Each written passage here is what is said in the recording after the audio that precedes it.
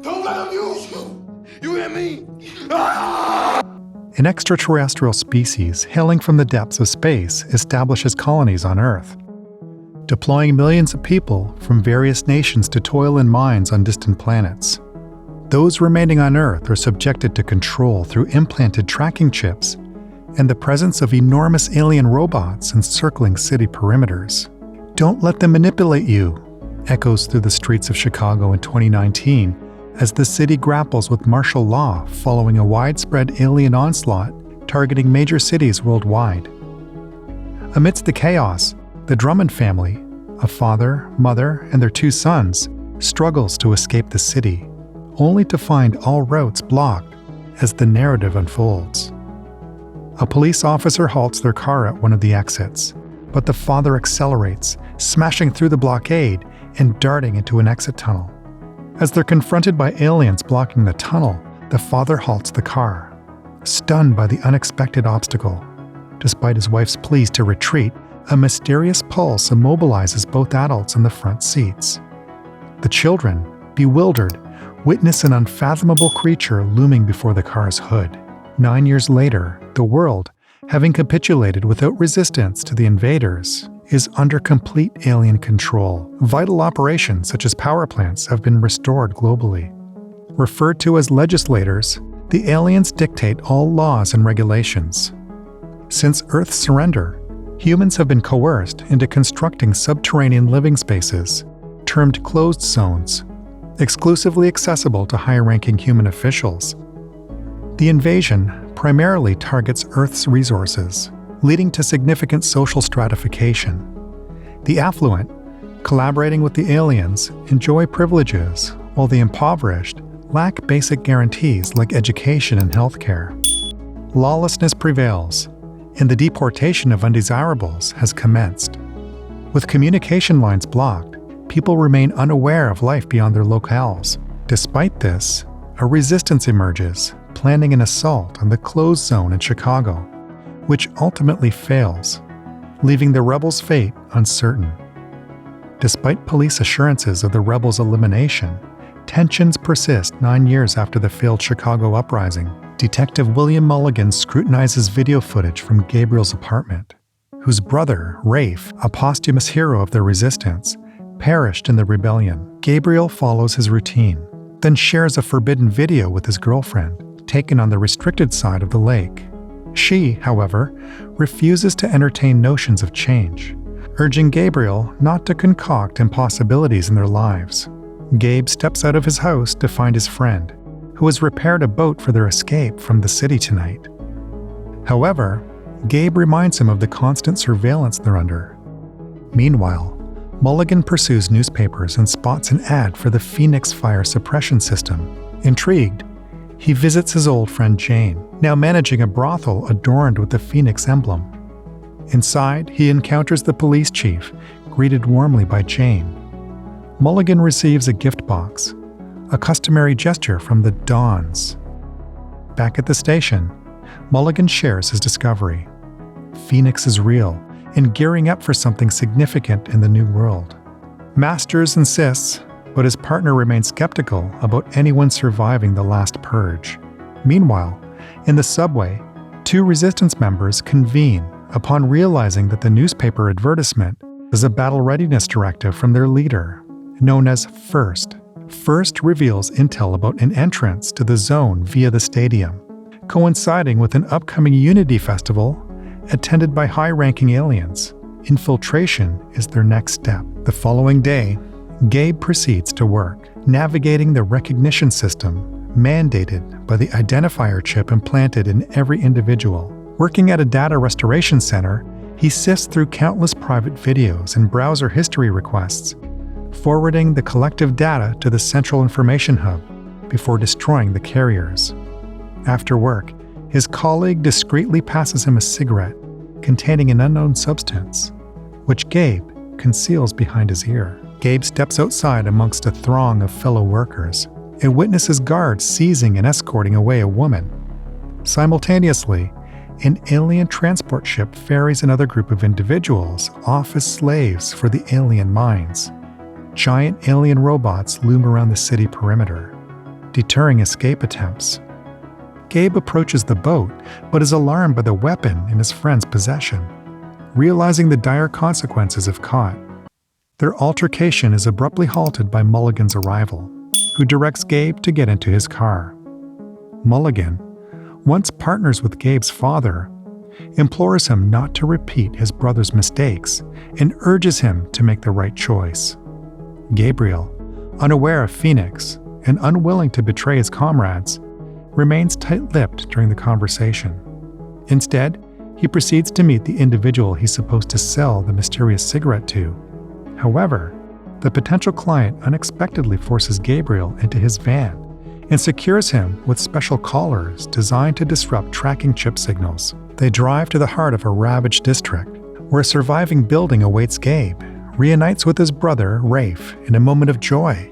Rafe reveals he's the sole survivor from their group, having had his chip removed by the craftsman and joining a new faction.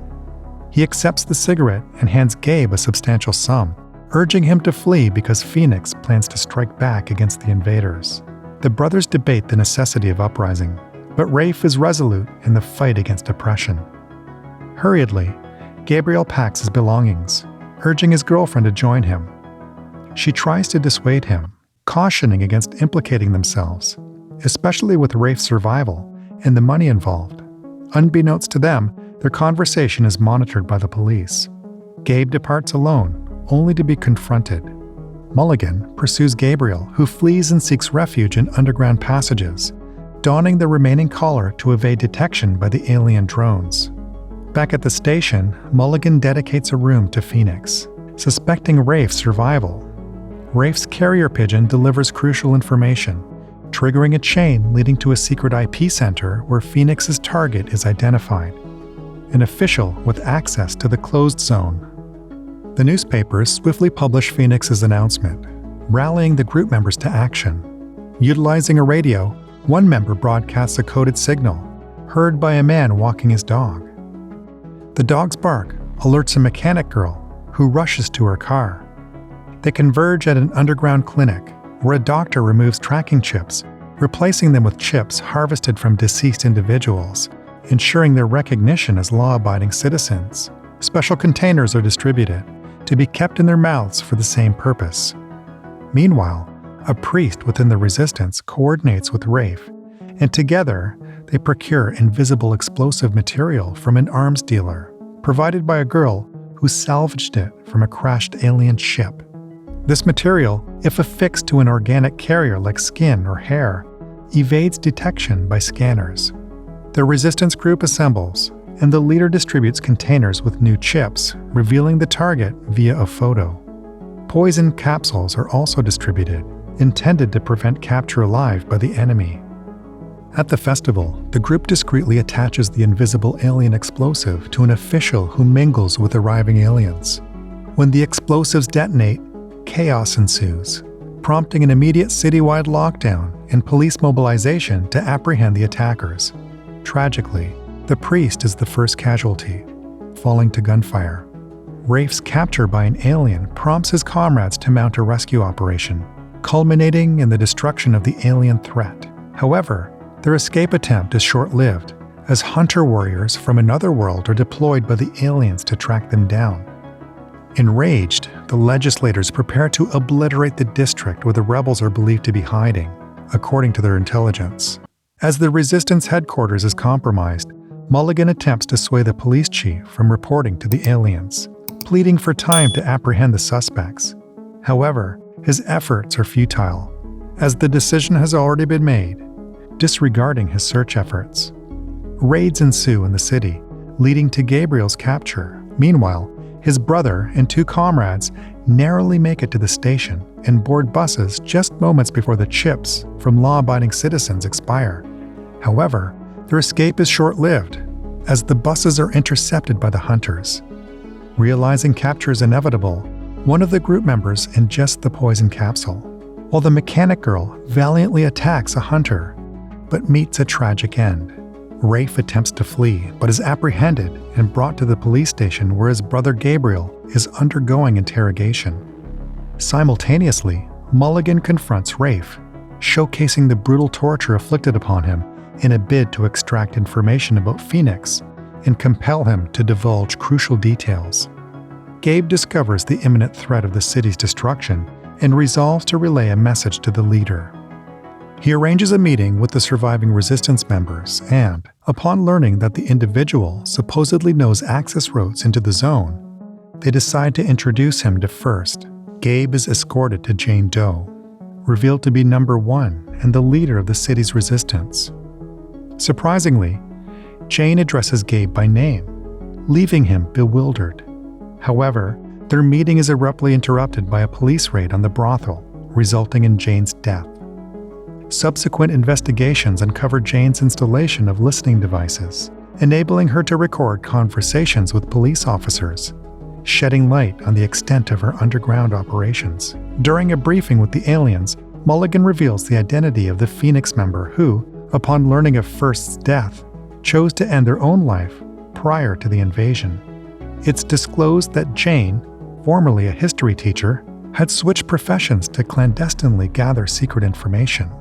Her role as a teacher provided her with access to a wealth of knowledge and allowed her to discreetly collect intelligence vital to the Resistance's cause.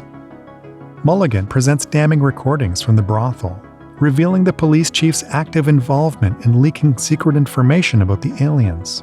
As captured Resistance members face deportation to alien mines, Mulligan's role in neutralizing the Chicago threat earns him the position of acting commissioner. In a later encounter with Gabe, Mulligan introduces a new notion. What if the uprising's failure was orchestrated? He hands Gabe a memory card, extracted from a phone once belonging to Jane.